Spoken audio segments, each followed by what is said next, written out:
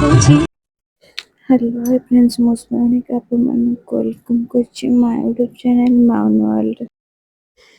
ମୋ ଭଏସ୍ ଟିକେ ଆପଣଙ୍କୁ ଅଡ୍ ଲାଗୁଥିବ କାହିଁକି ନା ମୋ ଦେହ ଭଲ ନାହିଁ। ଏଇଟା ବହୁତ ପୁରୁଣା ଭିଡ଼ିଓ, ମୁଁ ତାକୁ ଆଟାଚ୍ କରିବା ପାଇଁକା ଟାଇମ୍ ହେଇନି।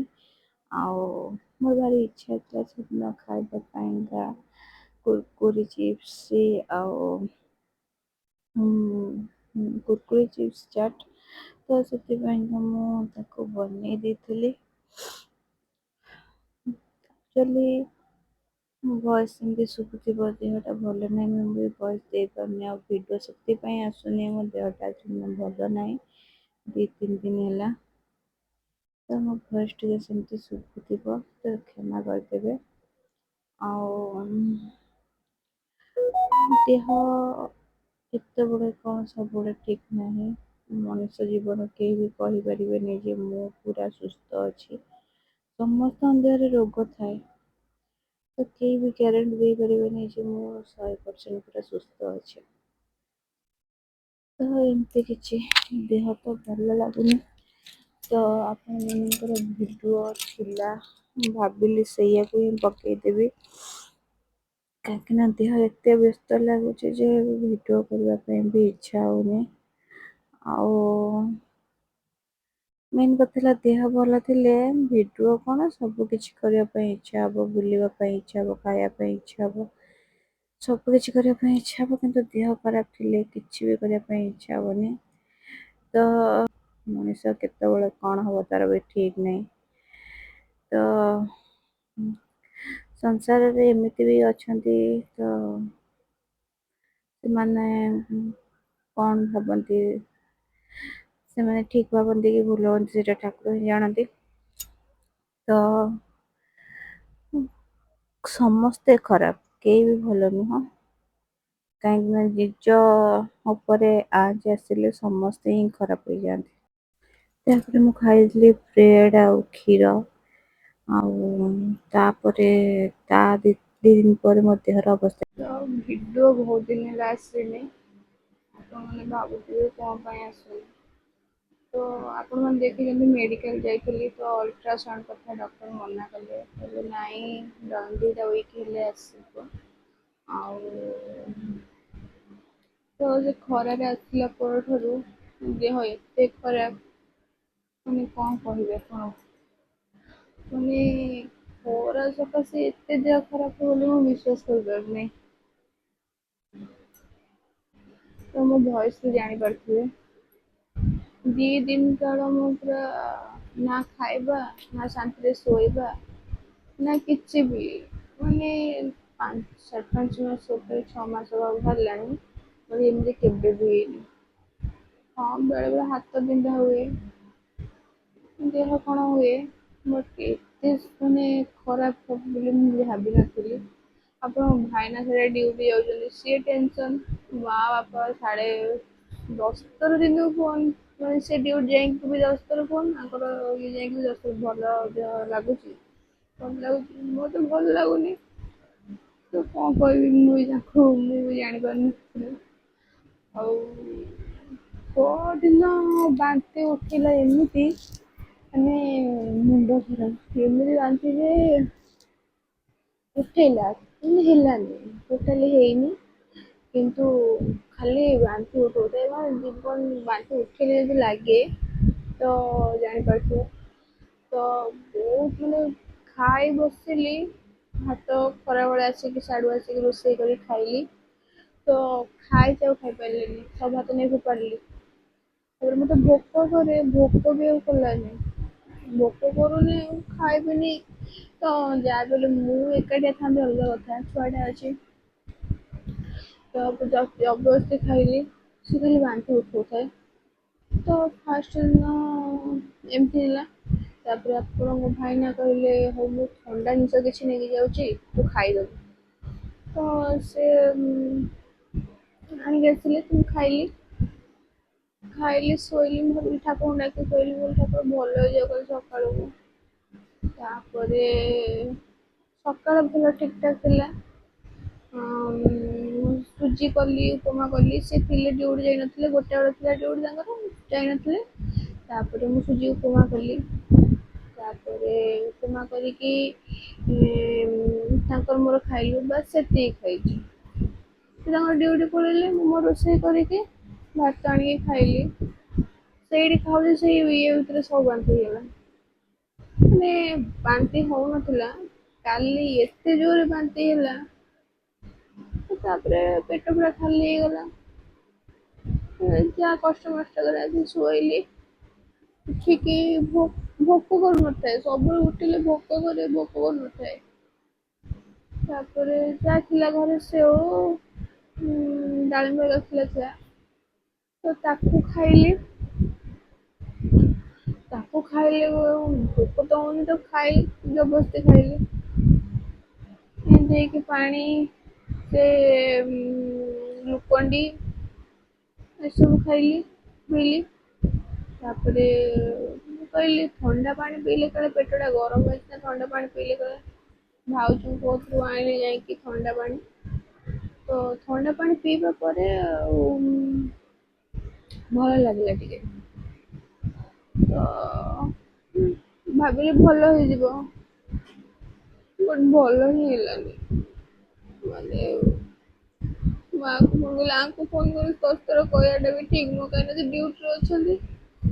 ତାଙ୍କୁ କହିଲେ ସେ ବ୍ୟସ୍ତ ହେବେ, ତ ମତେ ବି ଠିକ୍ ଲାଗିଲାନି। ମାଆକୁ ଫୋନ୍ କଲି, ମାଆ କହିଲା ତୁ ତଳେ ଶୋଇପଡ, ଟାଇଲ୍ ତ ପଡିଛି, ତଳେ ଶୋଇପଡ, ଥଣ୍ଡା ଲାଗିବ। ଗାଲିକି ସେମିତି ପଡିଲି। ଇଚ୍ଛା ହଉନଥାଏ, ନିଦ ତ ମାଡୁନି, ଇଚ୍ଛା ମାନେ ଇଏ। ତାପରେ ପୁଣି ଶୋଇଛି, ବାନ୍ତି ଏମିତି ହେଲା ଯେ ମାନେ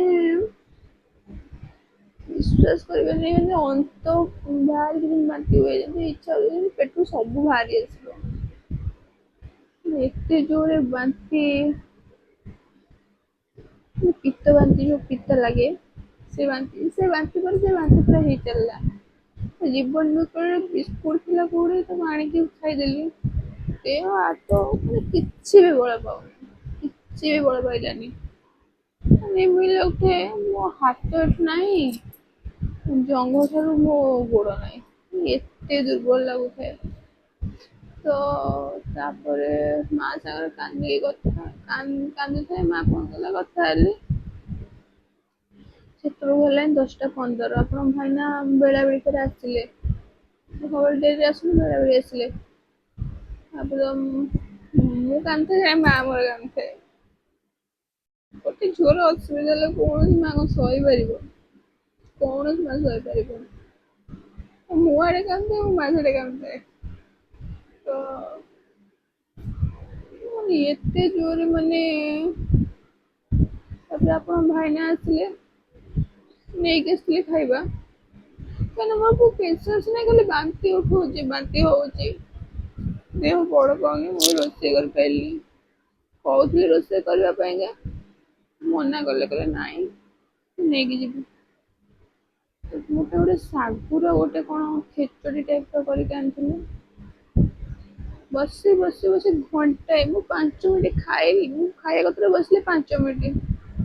ଏତିକି ଦିଟା, ସେଆକୁ ବସି ଘଣ୍ଟେ କାଳ ବସି ଖାଇଲି। ଲାଷ୍ଟକୁ ତଥାପି ଏତେ ଖଣ୍ଡେ ପାଟିରେ ପକେଇ ଦେଇ ପାଣି ପିଇଲି, ଖାଇ ପାରିଲିନି ଆଉ।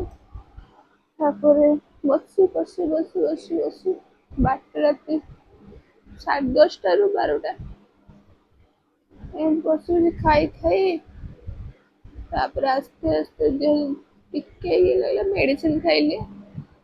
ଆସିକି ଶୋଇଲି। ଶୋଇକି ସକାଳୁ ଉଠିଲି, ଆଉ ରାତିରେ ଉଠିନି, ସକାଳୁ ଉଠିଲି। ସକାଳୁ 5ଟା ବେଳୁ ମତେ କହନ୍ତି ଡେରିରେ ଟିକେ ଉଠିବୁ, କିନ୍ତୁ ମତେ ଏଇ 2 ଦିନ ହେଲା ନିଦ ବି ହଉନି।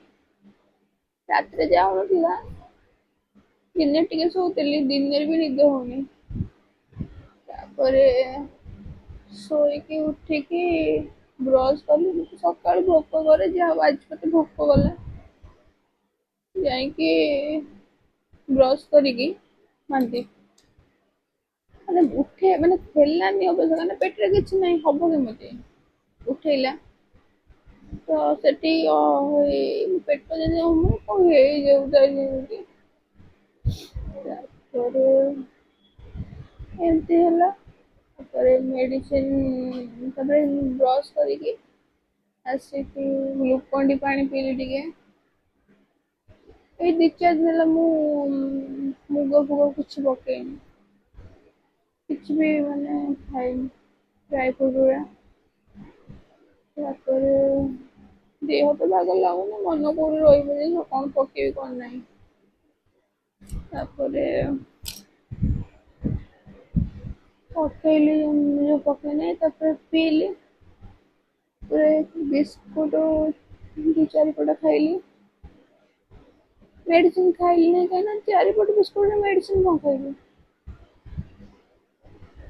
ତାପରେ ପାଣି ଟିକେ ପିଇକି ଆସିକି ବସିଲି ଆପଣଙ୍କ ଭାଇନା ଡ୍ୟୁଟି ଗଲେ ଅଳିଆ ଗାଡି ଆସିଥିଲା ସେଠି ଗଲି ଫୋପାଡିବା ପାଇଁ ତାପରେ ସୁଜି ମୁଁ କହିଲି ସୁଜି କରେ ସୁଜି କଳେ ଯିବ କାଲି ତ ସୁଜି ଉପମା କରିଥିଲି ଖାଇଥିଲି ଆଜି କାଳେ ସୁଜି ହାଲୁଆ କଲେ ଯିବ ବୋଧେ ତାପରେ ସୁଜି ହାଲୁଆ କଲି ସୁଜି ହାଲୁଆ କଲି ଯେମିତି ଯାହା ହଉ ଟିକେ ଶାନ୍ତିରେ ଖାଇଲି ମାନେ ଏମିତି ଲାଗୁଛି ଖାଇବା ପାଇଁ ଖାଇବା ସବୁ ବନ୍ଦ ହେଇଗଲାଣି ମୋର ଆପଣ ଭାଇନା ହଁ ରାତିରେ କାଲି ଚାଲିଯିବା ମେଡିକାଲ ଚାଲିଯିବା ମେଡିକାଲ ଚାଲିଯିବା ମେଡିକାଲ ସମ୍ ମେଡିକାଲ ଯାଇ କେତେ ଦୂର ହେଲାଣି ଆମ ରୁମ୍ ଠାରୁ ରାମ ମନ୍ଦିର ଠାରୁ ଏତେ ରାତିରେ ମତେ ବି ଠିକ ଲାଗିଲାନି ଯିବା ପାଇଁ ମାନେ ରାତିଟା ଇଏ କରିଦେବି ଠାକୁର ମୁଁ ବହୁତ ମାନେ ମହାଦେବ ଶଙ୍କେଶ୍ଵର ମାନେ ଆମ ଗାଁ ବାପଘର ଗାଁରେ ଯେତେବେଳେ ଯାହା ମାଗିଛି ମନ୍ଦିର ଯାଇଥିଲେ ସିଏ ମୋର ପୂରଣ ହେଇଯାଏ ମୁଁ ଠାକୁରଙ୍କୁ ଡାକିଲି ମୁଁ ଠାକୁର ମୋର ଭଲ କରିଦେ ମୋ ଛୁଆ ଭଲ ଥାଉ ତ ଠାକୁର ଯାହା ହଉ ଟିକେ ତ ରିକଭରି ହେଇଛି ଟିକେ ଭଲ ଲାଗୁଛି ବାନ୍ତି ଫାନ୍ତି ଉଠା ଉଠି ନାହିଁ ତାପରେ ମୁଁ ଖାଇକି ଶୋଇଲି ଆସିକି ମା ଫୋନ କରିଥିଲା ସକାଳୁ ମା ଫୋନ କରିଥିଲା ଦି ତିନି ଥର ଫୋନ କରିସାରିଲାଣି ଆପଣ ଭାଇନା ଫୋନ କଲେ କହିଲେ ଓଆରଏସ୍ ଟିକେ ପିଇ ଦଉନୁ ଓଆରଏସ୍ ତ ଥିଲା ଫୋପାଡ଼ି ଦେଇଛି କାହିଁକିନା ବହୁତ ଦିନ ହେଲା ଥିଲା ତାପରେ ଏକ୍ସପାୟାର ପଳେଇଥିଲା ନା କଣ ମୁଁ ତାକୁ ଫୋପାଡ଼ି ଦେଲି ନା ହଉ ମୁଁ ଗଲାବେଳକୁ ଓଆରଏସ୍ ନେଇକି ଯିବି ରୋଷେଇ ହଉଛ ପଠଉଥିବେ ତା ହାତରେ ତ ତାପରେ ମୁଁ କହିଲି ମୁଁ ଟିକେ ଶୋଉଛି ଶୋଇକି ଉଠି ପଛେ ଗାଧେଇବି ପେସେନ୍ସ ନାହିଁ ଶୋଇ ବି ପାରୁନଥିଲି ତ ଆସିକି ଶୋଇଲି ଶୋଇକି ଉଠିକି ସୁଜି ରଖିଥିଲି ଅଳ୍ପ ତାକୁ ଖାଇଲି ଖାଇକି ପାଣି ଟାଙ୍କିରେ ସରିଯାଇଛି ତାପରେ ପାଣି ଇଏ କରି ପାଣି ଆସିଲା ଗାଧେଇଲି ଗାଧେଇକି ଠାକୁର ପୂଜା କରି ଏଇଠି ଆପଣ ମାନଙ୍କ ସହିତ ଟିକେ ରିକଭରି ଭଳିଆ ଲାଗୁଛି ଠାକୁରଙ୍କ ଦୟାରୁ ଭଲ ହେଇଯାଉ ଆଉ ମୁଁ ଜାଣିଛି ମୋ ମହାଦେବ ନିଶ୍ଚୟ ଶୁଣନ୍ତି ଏଇଟା ବି ଶୁଣିବେ ଏମିତି ହେଲା ମାନେ ମୁଁ ତ ଯାହା ହଉଥାଏ ଆପଣଙ୍କ ଭାଇନା ମୋ ମା ବାପା ସେ ପୁରା ଟେନସନ ଆପଣ ଭାଇନା ତମ ପାଖରେ ଅଛନ୍ତି ଦେଖୁଛନ୍ତି ସେ ଯାହା ଟିକେ ଇଏ ମା ବାପା ଦୂରରେ ଅଛନ୍ତି ସେ ଏତେ ଟେନସନ ହେଇଯାଉଛନ୍ତି ତ ଖାଇବା ବି ଠିକ ସେ ହଉ ତ ଯୋଉମାନେ ଜାଣିଛନ୍ତି ଟିକେ କମେଣ୍ଟ କରିବେ ଏମିତି ହେଲେ କଣ କରନ୍ତି ପେଟ ଯେମିତି କୁଣ୍ଡାଲା ଟାଇପ ର ମୁଁ ଭାବିଲି ଛୁଆଟା ବୁଲୁଛି କିନ୍ତୁ ଛୁଆଟା ବୁଲିଲେ ତ ସେଟା ଯେମିତି ମା ମାନେ ଇଏ ଭଳିଆ ଯେମିତି କିକ୍ ମାଇଲା ଭଳିଆ ବଟ୍ ମୋର ହେଇନି ଡକ୍ଟର କହିଲେ 5.5 ମାସ 6 ମାସ 7 ମାସ ଯାକେ ବି ଅଛି ଟାଇମ ବୁଲିବା ପାଇଁ ଆଉ ପାଣି ମୁଁ ବି ସଫିସିଏଣ୍ଟ ପିଉଛି ମୋ ଛୁଆ ବୁଲିନି ସେ ବି ନୁହଁ ମୁଁ ଭାବିଲି ବୋଧେ ସେ ବୁଲିବା ପାଇଁ ମୋତେ ଏମିତି ହଉଛି ଯାହା ବି ହଉ ମୁଁ ଠାକୁରଙ୍କୁ ଡାକିଲି ମୁଁ କହିଲି ଠାକୁର ଯାହା ବି ହଉ ମୋ ଛୁଆ ଭଲ ଥାଉ ମୋର କିଛି ଦରକାର ନାହିଁ। ଏତେ ଜୋର ମାନେ ହେଲେ ମୁଁ ମାନେ ପାଗଳ ହେଇଗଲି। କଣ କରିବି ନିଜେ ଜାଣିପାରିଲିନି। ବହୁତ କଷ୍ଟ ହେଲା। ଆପଣ ଭାଇନା ପୁରା ମାନେ ଜାଣି ପାରିଲେନି କଣ କରିବେ। ମୋର ଟିକେ କଣ ହେଲେ ଆଗରୁ ବି ଟିକେ କଣ ହେଲେ ତାଙ୍କ ଦିହ କଣ ହେଇଯାଏ। ସେ ମାନେ ଉପରେ ଦେଖେଇବେନି। ଉପରେ ପୁରା ଟାଣ ଦେଖେଇବେ କିନ୍ତୁ ଭିତରେ ପୁରା ଇଏ ହେଇଯାଉଥିବେ। ଆମର ଏପର୍ଯ୍ୟନ୍ତ ବି ରଜ ସପିଂ ହେଇନି। ମୁଁ ତ କିଛି ଆଣିବିନି କାହିଁକି ନା କହନ୍ତି କଣ ପିଲା ପେଟରେ ଥିଲେ ପିନ୍ଧନ୍ତିନି। ମୋ ବାବା ପଇସା ପଠେଇ ଦେଇଛନ୍ତି ଆଉ ମୁଁ ତ କିଛି ଆଣିବିନି। ସେ ତାଙ୍କ ଜ୍ୱାଇଁ ତାଙ୍କର ପଇସା ତାଙ୍କୁ ଦେଇଛନ୍ତି ତାଙ୍କ ଜ୍ୱାଇଁ ତାଙ୍କର ଯାଇକି ଆଣିବେ ତାଙ୍କ ପାଇଁକା। ତ ମୋ ପାଇଁ ମୁଁ ଆଣିବିନି ଭାବୁଛି କାହିଁକିନା ଆଗକୁ ବି ଆନିଭର୍ସରୀ ଅଛି। ତାପରେ ଆଗକୁ ଖାଇବା ପିଇବା ଅଛି ଏତେ ସବୁ ଅଛି। ଗୋଟେ ନୂଆ ପିନ୍ଧନ ନାଇଁ କାଳେ ମୁଁ ବି ପିନ୍ଧୁନି।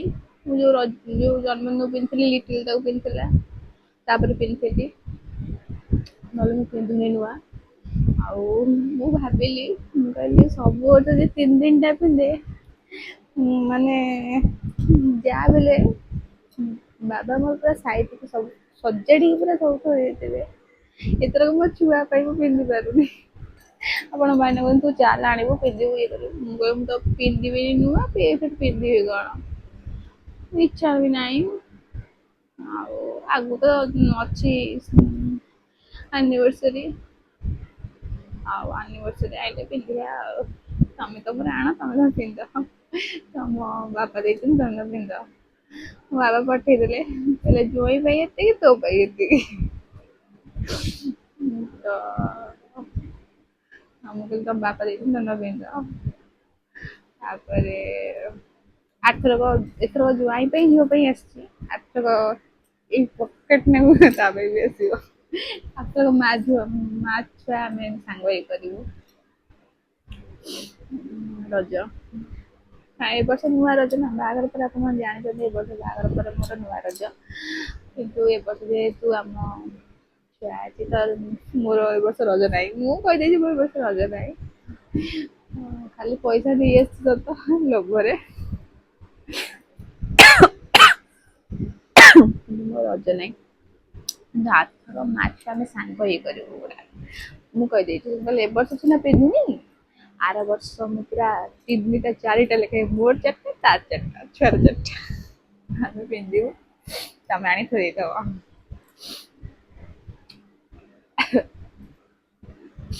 ତାପରେ ସପିଂ ହେଇନି ଦେହ ଖରାପ ସପିଂ କଣ କରିବାକୁ ଯିବୁ। ଏମିତି କିଛି ଅଛି। ତ ସପିଂ କରିବାକୁ ଗଲେ କଣ ଆଣୁଛୁ କଣ ନାହିଁ ତ ଆପଣ ଦେଖେଇବୁ।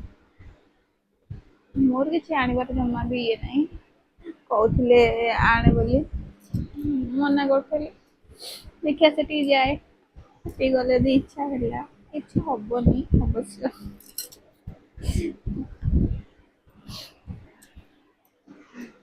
ତ ଆଗକୁ କେତେ ସବୁ ଅଛି ନା ପିନ୍ଧା ହବ ନୂଆ। ଫେରେ ଛୁଆ ହେଲା ପରେ ତା 21ରେ ବିଭା ହବ ନୂଆ ନୂଆ ଖାଲି। ତ ମୁଁ କହିଲି ଥାଉ ମୋର ଏଠି ଦରକାର ନାହିଁ। ଆଗ ମୋ ଦେହଟା ଭଲ ରହୁ ତାପରେ ସବୁ ଠିକ। ତ ଏମିତି ଥିଲା। ବହୁତ ସେ 2 ଦିନ କାଳ ମୁଁ ପୁରା ମାନେ ଏତେ ଇଏ ହେଇଯାଇଛି ମାନେ କଣ କହିବି ଆପଣଙ୍କୁ ମୁଁ ଜାଣିପାରୁନି। ହବନି 2 ଦିନ ଯାକ ମାନେ ଏମିତି ମୁଣ୍ଡ ଆମର ସବୁ କାମ କଲାନି। ମୋ ବାପା ମା ସେଠି ଏଠି ଇଏ ମୋର କାମ କଲାନି। ତ ଯାହା ବି ହେଲା ତ ନୂଆ ନୂଆ ତ ଗୋଟେ ପରେ ଗୋଟେ ତ ଏମିତି ଆସିବ ଅଛି 4 ମାସ ଯାକେ। ଆଗରୁ ମାନେ ହଉଥିଲା ହାତ ଫାତ ବିନ୍ଧା ହୁଏ ଏବେ ଏତେ ହୁଏନି। ହେଲେ କାଲି ପରଦିନ କାଲି ଏପର୍ଯ୍ୟନ୍ତ ବି ପେଟ ଟିକେ ଅଛି ମାନେ ଠିକ ଠାକ ହେଇନି। ତଥାପି ଟିକେ ବାଗ ଲାଗୁଛି। କିନ୍ତୁ ବାପରେ ଆଗକୁ ତ କେତେ ଅଛି ଝଡ଼। ତାକୁ ସାମ୍ନା କରିକି ଆମର ନୂଆ ଦୁନିଆ ତାକୁ ଦେଖିବୁ। ତ ମା ମାନେ ବହୁତ କଷ୍ଟ କରନ୍ତି ସତରେ। ମୋ ମା ମତେ କହିଲା, ମତେ କଣ କହୁଥିଲୁ, କଣ କରିଛ ବାବା ପାଇଁ? ସତରେ ମା ମାନେ ବହୁତ କଷ୍ଟ କରନ୍ତି। ବାପା ମାନେ ଟେନସନ ନିଅନ୍ତି ଅବଶ୍ୟ, କିନ୍ତୁ ମା ମାନେ ବହୁତ କଷ୍ଟ କରନ୍ତି। ଏତେ କଷ୍ଟ ଯେ ସେଇଟା କେହି ବି ସାମିଲ ହେଇପାରିବେନି ସେ କଷ୍ଟରେ। ଆଉ ସେ ଜଣେ ହିଁ ସବୁ କଷ୍ଟ କରେ। ଆଉ ବାପା ମାନେ ଟେନସନ ହେଇଯାଆନ୍ତି, କାହିଁକିନା ଯାହା ବି ହେଲେ ଛୁଆଟା ତାଙ୍କ ସ୍ତ୍ରୀ ସବୁଆଡୁ ବେଶୀ ସମୟ ବସି ପାରୁନି, ମୋ ପେଟ ବି କଣ ହେଇଗଲାଣି। ତ ଭିଡିଓକୁ ଏଇଠି ରଖୁଛି। ନେକ୍ସଟ ଭିଡିଓରେ କଣ ହେଲା କଣ ନାହିଁ ଆପଣମାନେ ଜାଣିବେ। ଦେହ ରିକଭରି ହେଲା କି ଫେର ହେଲା, ଖାଇବା ତ ଖାଇନି ଏପର୍ଯ୍ୟନ୍ତ ଭାତ, ଖାଇଲେ ଜଣା ପଡିବ କଣ ହବ କଣ ନାହିଁ। ଫେର ବାନ୍ତି ହବ କି ଉଠେଇବ।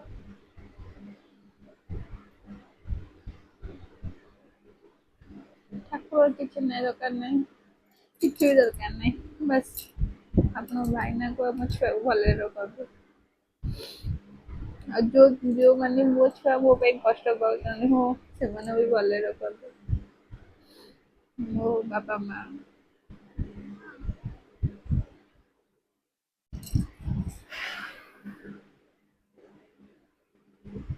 ଆଉ ଗୋଟେ କଥା, ମୁଁ କାହା ଭିଡିଓ ଆପଣମାନେ କହୁଛନ୍ତି ଆ ଭିଡିଓ ଆସୁନାହିଁ, ତାର ଫଟୋ ନାହିଁ, ୟା ଫଟୋ ନାହିଁ। ମୁଁ କାହାର ଅନୁମତି ବିନା ମୁଁ କାହାର ଛାଡେନି। ଆଉ ଗୋଟେ କଥା ହେଲା, ଯାହା ସହିତ ଦେଖା ସାକ୍ଷାତ ହଏ ମୁଁ କେବଳ ତାଙ୍କ ଭିଡିଓ ଆଣେ। ଆଉ ଆପଣମାନେ ଖୋଜୁଛନ୍ତି ଯୋଉମାନଙ୍କୁ, ଆମ ଘର ଲୋକ, ଭୁବନେଶ୍ୱର ଲୋକ, ତ ସେମାନଙ୍କ ଭିଡିଓ ମୁଁ ଆଣିପାରୁନି, କାହିଁକିନା ମୁଁ ସେମାନଙ୍କ ପାଖରେ ନାହିଁ। ଏକରେ, ଦୁଇରେ ମୁଁ କାହା ବିନା ଅନୁମତିରେ କାହା ଫଟୋ ଭିଡିଓ ଛାଡେନି, ଏକ କଥା। ଦୁଇରେ ସେମାନଙ୍କ ପାଖରେ ବି ମୁଁ ନାହିଁ। ତ ଯୋଉମାନଙ୍କର କମ୍ପ୍ଲେନ ଆସୁଛି, ତ ସେମାନଙ୍କୁ ଏଇ କଥା କହିଦେଲି ଆନ୍ସର। ତ ଆଉ ବାକି ରହିଲା ମୋଟିଭେସନାଲ ଭିଡିଓ ଆଣ୍ଡ ଲେଖା। ବାସ୍ ଦୁନିଆକୁ ଦେଖିକି ହିଁ ମୁଁ ସେଗୁରା ଲେଖେ। ଏମିତି କିଛି ମୋ ଆଖପାଖରେ ଘଟୁଛି କି ମୋ ସହିତ ବି ଘଟିଛି, ଏମିତି କିଛି ବି ତା ମାନେ ନୁହେଁ ଯେ ମୋ ବାପ ଘରକୁ ଦେଖେଇକି କହୁଛି କି ଶାଶୁ ଘରକୁ ଦେଖେଇକି କହୁଛି, ତାହାକୁ ନୁହଁ। ବାସ୍ କିଛି ଅଭିଜ୍ଞତା ଆଣ୍ଡ ମାନେ ଚାରିପଟକୁ ଦେଖିକି ମୁଁ ସେ ସ୍ପିଚ ଆଣେ। ତ ସେଥିପାଇଁ ଆପଣ ମାନେ ନିଜେ ଇଏ କରିବେନି। ମୁଁ ଏମିତି ଷ୍ଟୋରି ମତେ ସ୍ୟାଡ ବାଲା, ଲଭ ବାଲା, ତ ଏଠୁ ସେ ମାନେ ଦବା ପାଇଁ ଭଲ ଲାଗେ, ମୁଁ ଦେଇଦିଏ। ସେମିତି କିଛି ବି ନାହିଁ। ଆଉ ଯୋଉମାନେ ଯାହା ସିରିୟସ୍ ନଉଛ ସେମିତି କିଛି ନାହିଁ। ତ ଏତିକି ଥିଲା। ତ ରହିଲି। ଫେସବୁକକୁ ଫଲୋ କରିଦେବେ, ଇନଷ୍ଟାକୁ ଫଲୋ କରିଦେବେ, ୟୁଟ୍ୟୁବକୁ ସବସ୍କ୍ରାଇବ କରିଦେବେ, and YouTube bell icon press କରିଦେବେ, ନୂଆ ନୂଆ ଭିଡିଓ ଆସିବ। ମୁଁ ତାପରେ ରହିଲି। ଟାଟା, ବାଏ ବାଏ, ଜୟ ଜଗନ୍ନାଥ, ଜୟ ମା ଶାରଳା। ନେକ୍ସଟ ଭିଡିଓରେ ଦେଖା ହବ। ସପିଂ ମଲ୍ କି କଣ ଦେଖା ହବ। ଲାଇକ୍ କର, କমেন্ট কর, ভিডিওটা ভাইরাল কর।